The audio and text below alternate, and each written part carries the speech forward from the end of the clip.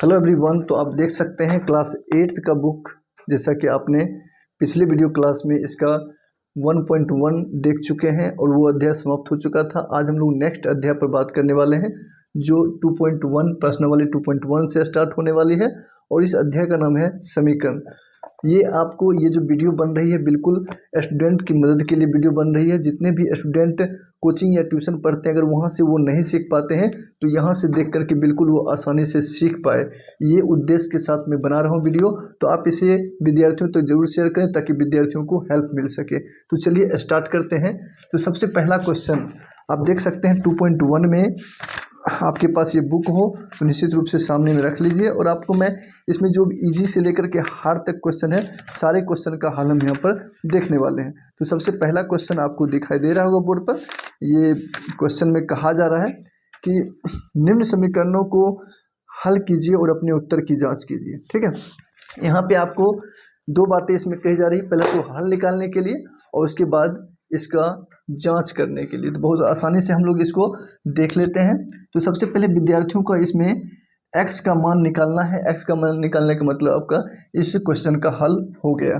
और दूसरी बात इसका जांच करना है, यानी कि x का मान रखेंगे यहाँ पे तो देखेंगे कि दोनों पक्ष बराबर होता है कि नहीं। अगर ये बीच में बराबर का चिन्ह है, ये दो पक्ष है, एक दायां पक्ष और एक बायां पक्ष। ठीक है, तो बायां पक्ष और दायां पक्ष के बराबर हो जाता है तो ये आपकी क्वेश्चन की जांच हो गई, यानी कि ये जो प्रश्न है बिल्कुल तब आपका स्पष्ट है कि समीकरण आपका सही हो गया। ठीक है, हल जो निकाले हैं वो बिल्कुल सत्य है। तो चलिए स्टार्ट करते हैं, देखते हैं। तो आपको इसमें 3x और ये आपको पता होगा कि आपको समीकरण में जो है चर राशि को बायां पक्ष में रखना होता है और इस प्रकार से आप 2x बराबर कितना हो गया 18। ठीक है, तो इस प्रकार से 3x में से 2x चला जाएगा तो कितना बचेगा 1x और यहाँ बराबर में कितना हो गया 18।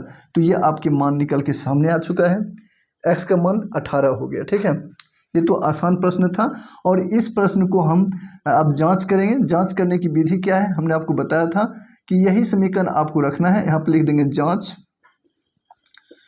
जांच बराबर क्वेश्चन को रख देंगे और इसमें आपको x का मान जगह पर पुट करना है, x का जो मान निकला है। तो देखते हैं 3 गुना 18 बराबर 2 गुना 18 प्लस 18। ठीक है, देखते हैं बराबर होता है कि नहीं। 18 तिया कितना हो गया 54 और ये 18 दूनी 36 और 36 18 कितना हो जाता है 54। तो ये आपका बिल्कुल बराबर हो चुका।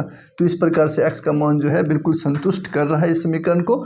तो हम यहाँ पर कह देंगे मतलब कि जांच पूरी हो गई, यानी कि बराबर है तो x का मान सही है। तो इस प्रकार से आपको जांच कर देना है। चलिए नेक्स्ट क्वेश्चन की ओर बढ़ते हैं।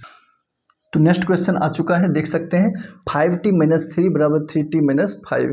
तो इस प्रकार से हमको क्या करना है, ये तो बात पता ही है कि आपको जो चर राशि है तो उसको आपको बायां पक्ष में करना होता है। तो 5t - 3t और यहाँ पे आपको जो है अचर राशि को इस तरफ करेंगे तो -5 और +3।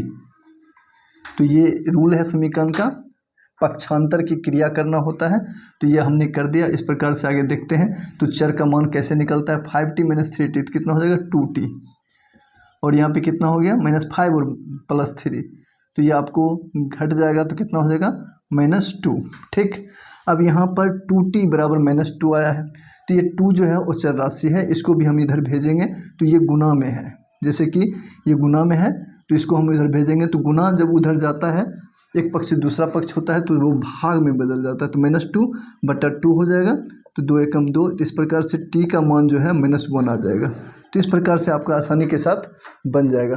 पक्षांतर की क्रिया में ये ध्यान रखने योग्य बातें हैं, जो भी बिगनर्स हैं, जो भी शुरुआत से सीख रहे समीकरण को वो जान ले। पक्षांतर की क्रिया में आपको प्लस अगर बराबर की साइड जाता है तो माइनस हो जाता है, माइनस जाता है तो प्लस हो जाता है, गुना जाता है तो भाग में बदल जाता है और भाग इस पक्ष से उस पक्ष में जाता है तो गुना में बदल जाता है। तो ये आप नोट कर लेंगे।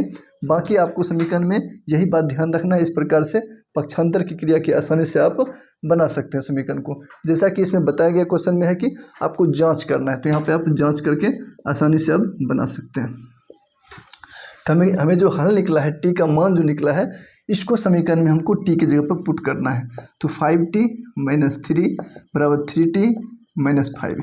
ये जो है टी की जगह पर हमको -1 को पुट करके देखते हैं तो यहाँ पे क्या हो जाएगा -1 और -3, और यहाँ पे हो जाएगा 3 गुना -1 -5।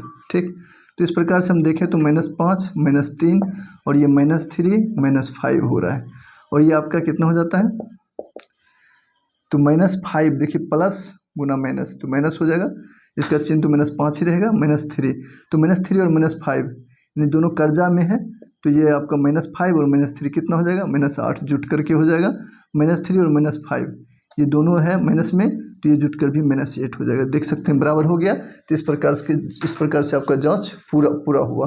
तो क्वेश्चन के अनुसार जो कहा गया था वो इस प्रकार से आप बना सकते हैं। चलिए हम लोग नेक्स्ट क्वेश्चन की ओर बढ़ते हैं। तो चलिए आपने 2 क्वेश्चन तक देखा, आपको कैसा लगा? आप निश्चित रूप से अच्छा लगा हो तो लाइक जरूर करें और कमेंट जरूर करें जहां पर आपको नहीं समझ में आ रहा हो। तो देख सकते हैं 5x + 9 बराबर 5 + 3x ये क्वेश्चन आ चुका है, और इस क्वेश्चन को आप पहले खुद से बनाएं। जैसे मैंने 2 क्वेश्चन बताया है, वो दोनों क्वेश्चन को जैसे बताया है आप पहले खुद से बना लें, फिर इसके बाद जो है आप मिलान करें। तो देख सकते हैं, तो इसमें हमको क्या करना है, चर राशि को एक तरफ लाना है। तो ये हो गया 3x और 5 - 9, ये प्लस है तो इधर जाएगा तो माइनस में हो जाएगा। पक्षांतर की क्रिया में एक पक्ष से दूसरा पक्ष जब जाता है तो उसका चिन्ह बदल जाता है, ये आप ध्यान रखेंगे। ठीक है, तो ये इतना आप ध्यान रखते हैं तो समीकरण आपके पास बिल्कुल आसानी से बन जाता है। तो ये आपका हो गया 2x बराबर कितना हो जाएगा, -4।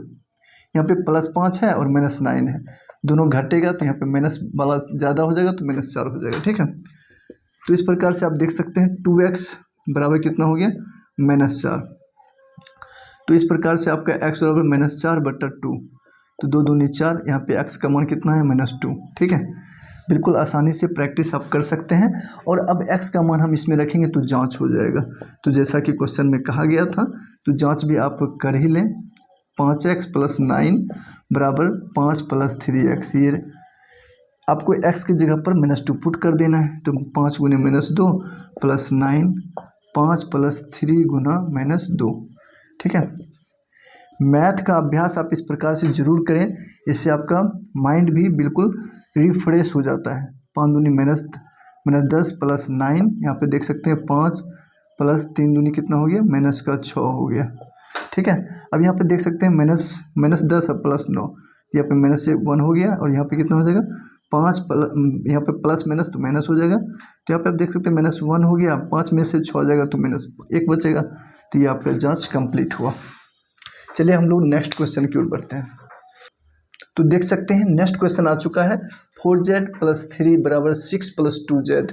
तो इसका आप हल कैसे निकालेंगे, देख सकते हैं जस्ट वही प्रक्रिया करना है। सेम क्वेश्चन आ रहा है, सेम टाइप का आ रहा है, तो आप बिल्कुल इस क्वेश्चन को भी बना सकते हैं।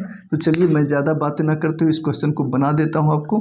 4z - 2z बराबर 6 - 3। हमने क्या किया, कुछ नहीं किया है, जो चर राशि था उसको पक्ष चेंज कर दिए और चर को अचर साइड भेज दिए। ठीक है, तो यह हो गया आपका 2z बराबर कितना हो गया, 3। ठीक, और यहाँ पे z बराबर अब क्या हो जाएगा, ये 2 जो है ये आपका अचर राशि है और z क्या है, चर राशि है, तो इसको हम भेजेंगे उधर, तो क्या हो जाएगा 3/2। ठीक, यहाँ तक तो आपको समझ में आ चुका होगा। अब हम क्या करते हैं, ये जो चर राशि का मान निकला, ये आपका हल निकला है समीकरण का, इसको अगर हम लोग समीकरण में रखेंगे तो जांच हो जाएगी। तो चलिए जांच कर लेते हैं। ठीक, 4z